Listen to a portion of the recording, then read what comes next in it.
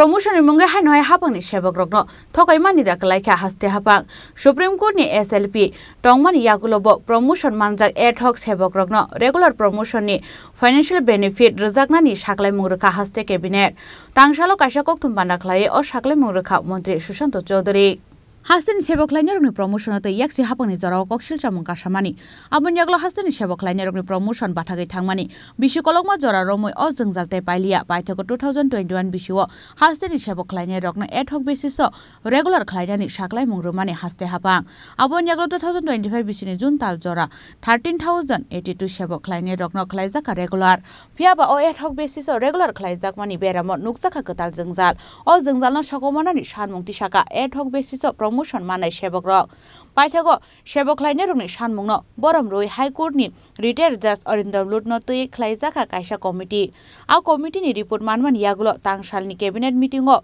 wansumungna harjaka ad hoc basis o promotion manai sebok rokno regular promotion ni skill o rang puisa rejaknani tangsalo secretary kaisa kokthum banda khlai o saklai mungrekha mantri Sushant Chaudhary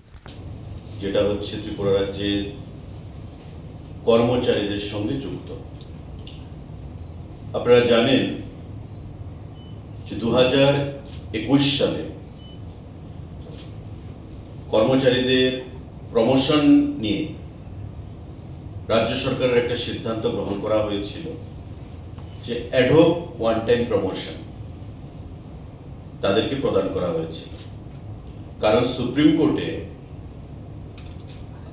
রাজ্য সরকারের তরফ থেকে দায়ের করা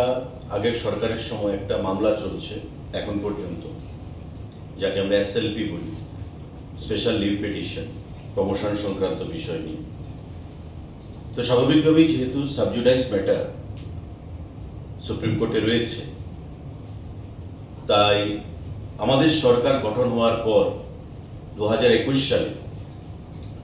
ad hoc promotion one time promotion বিভিন্ন কর্মচারীদেরকে প্রদান করা হয় এবং এতে করে প্রায় 13,082 জনের উপর কর্মচারী বিভিন্ন লেভেলে জুন মাস পর্যন্ত অ্যাডহক প্রমোশন তারা গ্রহণ করেছে কিন্তু আমরা দেখতে পেয়েছি সরকার বা মাননীয় মুখ্যমন্ত্রী যেটা উপলব্ধি করতে পেরেছেন যে এই কর্মচারীরা যারা সরকারের বিভিন্ন পলিসিকে বাস্তবে পরিণত করতে ইমপ্লিমেন্ট করতে একটা গুরুত্বপূর্ণ ভূমিকা পালন করে থাকে এবং রাজ্যের উন্নয়নে এই কর্মচারীদের একটা বিশেষ ভূমিকা আমরা পরিলক্ষিত করি বা বরাবরই তারা আন্তরিকভাবে কাজ করে এই অ্যাডহক প্রমোশন নিয়ে তাদের মধ্যে একটা দাবি ছিল কারণ যারা অ্যাডহক প্রমোশন ওয়ান টাইম পেয়েছে এবং পরবর্তী সময় দেখা গেছে যে তারা রিটায়ারমেন্টে গেছে রিটায়ারমেন্টে গিয়ে তারা লাস্ট যে পজিশনে থেকে প্রমোশন নিয়ে যে পজিশন থেকে তারা রিটায়ারমেন্টে গেছে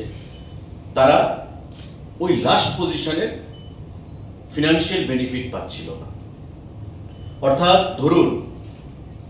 আমি কোনো দপ্তরে ডেপুটি ডিরেক্টর আমি ডেপুটি ডিরেক্টর থেকে প্রমোশন নিয়ে জয়েন্ট ডিরেক্টর হলাম অ্যাডহক প্রমোশন নিয়ে 2021 সালে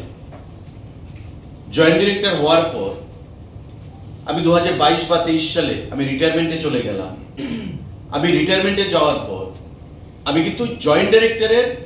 ফিনান্সিয়াল বেনিফিট পাবো না আমি ওই ডেপুটি ডিরেক্টরে যে ছিলাম যে সাবস্ট্যান্টিভ পোস্ট যাকে বলা হয় ওই পোস্টে যে ফিনান্সিয়াল বেনিফিট আমি রিটায়ারমেন্টের পর সেটাই আমি পাবো অর্থাৎ প্রমোশন নিয়ে আমি যে পজিশনে উন্নীত হয়েছি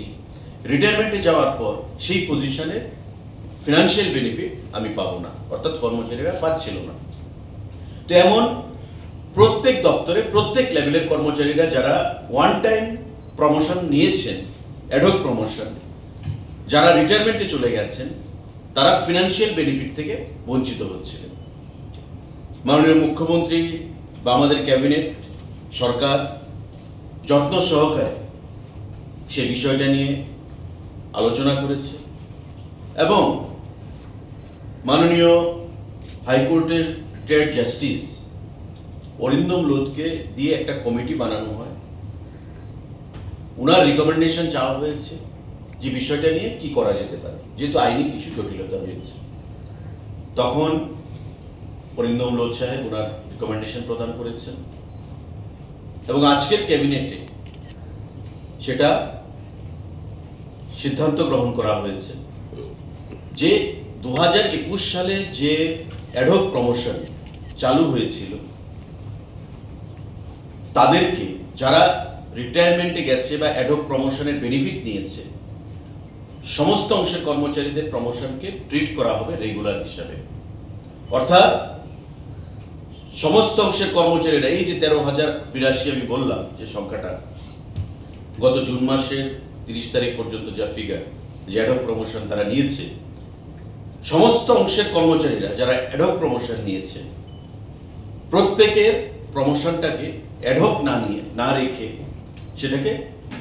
রেগুলার হিসেবে ট্রিট করা হবে, but subject to the outcome of SLP. অর্থাৎ সুপ্রিম কোর্টে যে কেসটা চলছে, সুপ্রিম কোর্ট জাজমেন্ট কি দেবে সেটার আউটকামের উপর নির্ভর করবে। রাজ্য সরকার সিদ্ধান্ত নিয়েছে, এখন সুপ্রিম কোর্ট যদি পজিটিভ ভাবে বলে তবে পজিটিভ হবে, সুপ্রিম কোর্ট যদি নেগেটিভ ভাবে বলে সেটা নেগেটিভ হবে, কারণ সুপ্রিম কোর্টের উপর রাজ্য সরকার নয়, সুপ্রিম কোর্টকে সেই সিদ্ধান্ত জানাতে হবে। কিন্তু রাজ্য সরকার 21 সালে একটা সিদ্ধান্ত নিয়েছিল অ্যাডহকে, তাতে রিটায়ারমেন্টে যাওয়ার পর ফিনান্সিয়াল বেনিফিট থেকে বঞ্চিত হচ্ছিল কর্মচারী বন্ধুরা। আজকে দীর্ঘদিন বাদে আমরা দেখতে পেয়েছি কর্মচারীদের মধ্যে একটা দাবি ছিল যে আমাদেরকে অ্যাডহক দেওয়া হয়েছে, প্রমোশন দেওয়া হয়েছে, কিন্তু আমরা ফিনান্সিয়াল কোনো বেনিফিট পাচ্ছি না। আমরা রিটায়ারমেন্টে যখন যাচ্ছি তখন আমরা যে পজিশন থেকে আমরা উন্নীত হয়েছি, ডেপুটি ডিরেক্টর থেকে জয়েন্ট ডিরেক্টর হলাম, কিন্তু জয়েন্ট ডিরেক্টরের কোনো বেনিফিট পাচ্ছি না, আমি ডেপুটি ডিরেক্টরের বেনিফিট পাচ্ছি। এখন থেকে ওই সমস্ত অ্যাডহক প্রমোশন যারা বেনিফিটেড হয়েছেন, অ্যাভেল করেছেন, তাদের সেই সমস্ত প্রমোশনগুলো রেগুলার হিসেবে ট্রিট করা হবে, subject to the outcome of SLP. রাজ্য সরকার মাননীয় মুখ্যমন্ত্রীর পৌরোহিত্যে আজকে এই সিদ্ধান্ত, একটা বলিষ্ঠ সিদ্ধান্ত গ্রহণ করা হয়েছে এবং আমরা ক্যাবিনেটের তরফ থেকে মাননীয় মুখ্যমন্ত্রীকে, মাননীয় অর্থমন্ত্রীকে, মুখ্য সচিবকে আমরা ধন্যবাদ জানাচ্ছি, যাতে করে কর্মচারীদের একটা দীর্ঘদিনে যে দাবি, আমরা প্রমোশন পেয়েছি। Fiaba joto thinang kesajak Supreme Court ni LLP ni sakao kokthum bandao Mantri Sushant Chaudhary saka Supreme Court negative sakalai mungrukhe negative bungnai tamni bagai hunmanile Supreme Court ni sakalai mungnono nasingjak haste hapang haste cabinet ni o sakalai mungo ketalke asakha kubun sumung haste hapang ni o sakalai mungni yagulo regular ni basis o rang puisa nahar jagnai sebok rok Supreme Court ni negative sakalai mungni yagulo hapang ni sebok khlainai rok kiflei runani nangnai haida regular basis o Manmani rang puisa Raja Khoragul Shim Pranamni Kokthum Chini Khorang